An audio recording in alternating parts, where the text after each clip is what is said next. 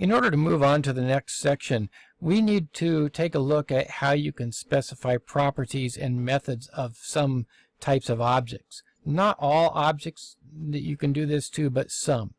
If you remember back when we were filtering with the where object command, and we created a script block, and inside that script block we had something that looked like this. We had a $, underscore, and then a dot, and then some property after that dot.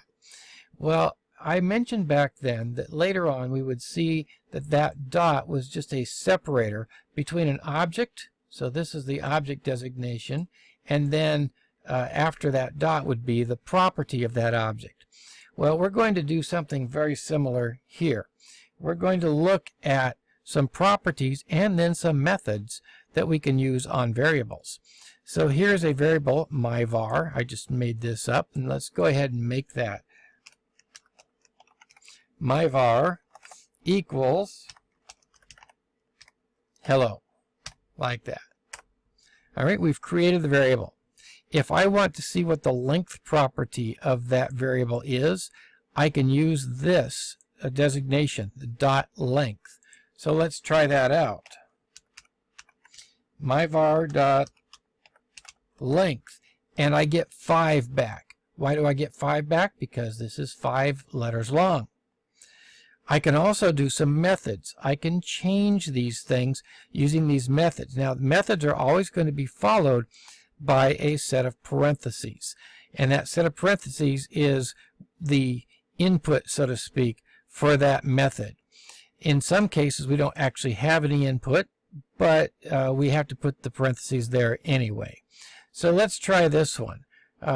Myvar here was equal to the words hello, and H was was capitalized. So let's try this. Myvar to upper, and then I'm going to open and close parentheses, and let's see what happens. We get myvar back, but it's all in uppercase now. Well, we can do the same thing with to lower, and we can make it all small. Now, did that actually change myvar? No, it didn't. Myvar is still capital H and then small ELLO. However, I can change it temporarily by using this to upper and to lower. Now, if I wanted to make that more permanent, I could do something like this. I could make a new variable, and in this case, I'll say UC myvar for uppercase myvar to upper.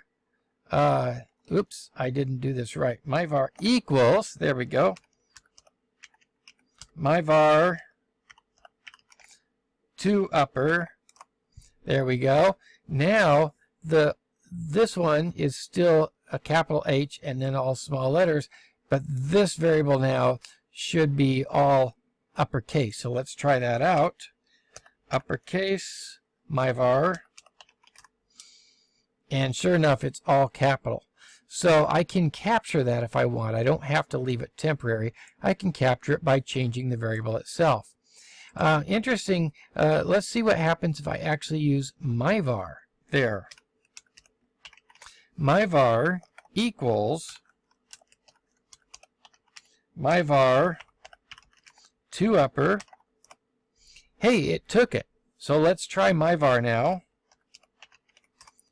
And sure enough, I actually just used the same variable name here, and I changed the name to all uppercase. Well, that's pretty cool.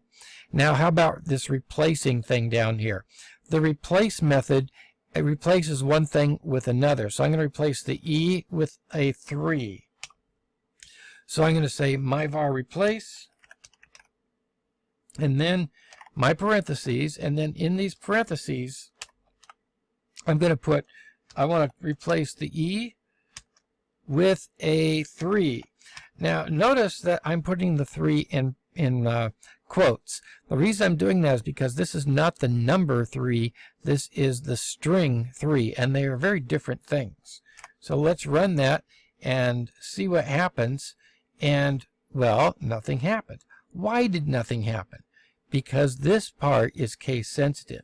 While the rest of PowerShell is not case sensitive, some things are. When you're dealing with strings, what's in the strings is actually case sensitive. So let's put a capital E in there, and now we have H3LLO. Very good. Remember, this is case sensitive. Now, we're not going to get much deeper into how to use these properties and methods and how to find them and all of that. That's a little bit higher level than we're going to get to in this class. But I just wanted to give you at least an introduction to these so that you can recognize what this dot means and how we're using it. By the way, you cannot change these properties, but you can use methods to do something to that variable.